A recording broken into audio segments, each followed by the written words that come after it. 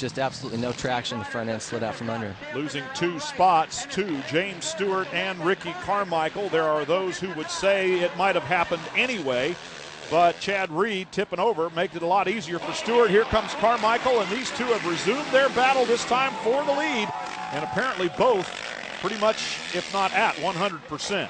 Well, here we go again. If you're not smiling right now, you're not a motocross fan, because this is what it's all about. The gap behind them tells the story. These two are the class of the field when they're both running at full tilt. And so James Stewart and Ricky Carmichael, as Carmichael goes inside, can't quite get close enough to make the pass. Stewart is there, Carmichael right behind him. And yes, if you're a motocross fan, you're smiling right now, and if you look close, you'll see smiles on the faces of the fans around the fences here.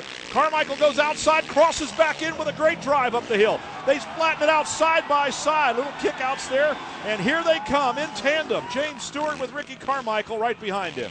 Inside goes Carmichael again to take the lead, but not for long. And he does it again, side by side, pushes Stewart out off the edge of the track. And Ricky Carmichael takes advantage by a couple of bike lengths. You know this is not over. Well, Ricky's been definitely forcing the issue. Anytime these two get together, he doesn't waste a lot of time. He gets in there. If he's got to bump him, he did it at Budds Creek. He'll just shove you out of the way. Yeah, that's how he gets around you now. And the rain has subsided for the time being, so the track, whatever. Oh, Stewart turns the favor right back, comes in and blasts Carmichael to take the lead. Oh, snap. Now, how angry is Ricky Carmichael right now? He's been doing that to James all year. I think James just finally said, hey. So James Stewart retakes the lead in dramatic fashion. Whether real anger or just that competitive spirit that both of these men have is going to rise to the top, that's exactly what we have to think here as Stewart and Carmichael resume their rivalry, resume their battle. It's Moto 1 at Washougal, and stay with us. Championship by FMF. This is what they had in mind when they put the season together. James Stewart and Ricky Carmichael going after each other. Hammer and tong, as our British colleagues would like to say, and Carmichael trying to find another way around. Now they've both exchanged sort of rabbit punches, if you will. Now let's see if the real knockout, if either one can deliver it. Well, Ricky pushed him off the track. There wasn't a whole lot of contact there, but he definitely didn't leave him any room, and James went off the track, had to go around a jump. And when James came back, he ran straight into Ricky. He shoved him right completely off the track. So now Carmichael just took the lead again in a very gentlemanly pass by comparison. So apparently the hostilities have subsided somewhat, at least, with an exchange of block passes. Carmichael now with the advantage, and Stewart trying to find a way back around.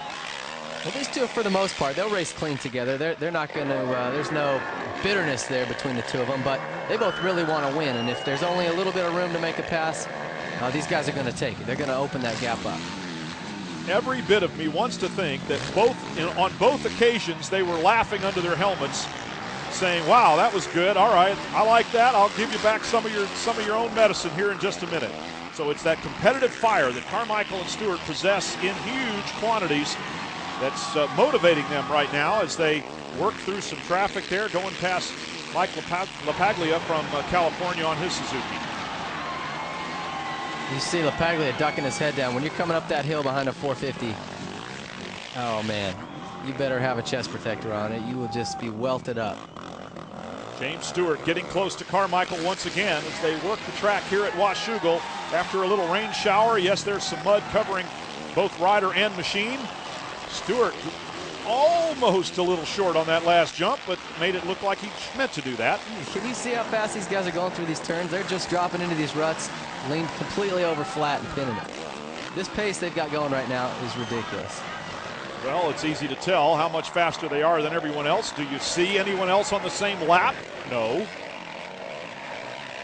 I wish Reedy wouldn't have fallen, because it would have been interesting to see how his pace held up with these two. Would have really added something to the battle, but Carmichael and Stewart working through lap traffic right now, and those riders doing the best they can to get out of the way in some parts of the track where there's hardly two lines. And besides, there are two guys coming up behind them. You have to leave two lines. Stewart gets through clean, lost a little bit of ground to Carmichael.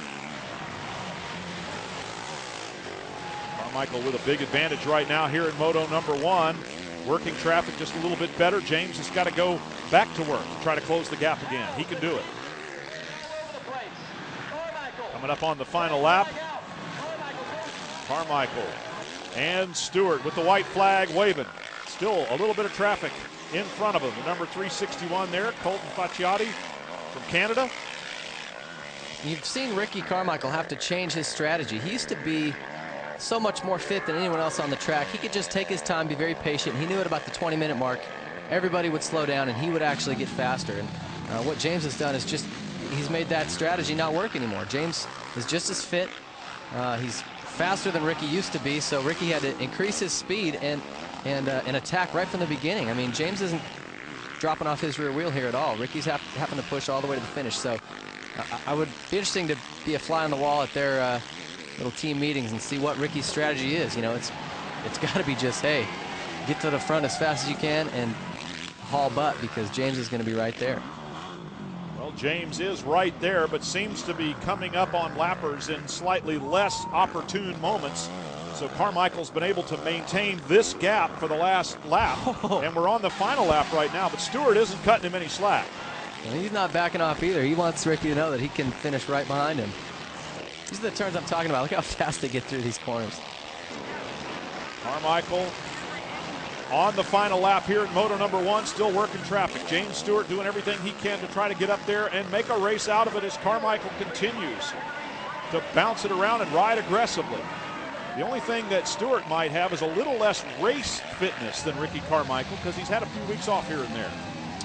Yeah, he has taken some time off. At Colorado last weekend, I think he was definitely sort of blowing the cobwebs off, and he's obviously a little bit better here, and I think as the season goes on, these last 4 races, he'll get even better and even better. These races will get more fun to watch, because James is just going to continue to get more comfortable racing again, and they're going to continue to work out the little glitches that they've got on that bike, if there are any, if that rebounding issue is as big a problem as they're saying. And when they figure those little things out, James is going to take off a 10th here, a half a second there, and he'll be even closer to Ricky if that's possible.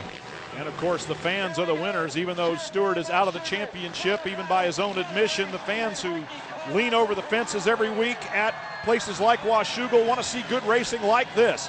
Pass and repass between Ricky Carmichael and James Stewart. In the end, Carmichael prevails.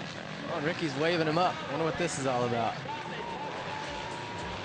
Well, it looks like some good sportsmanship in the end, and they'll race again.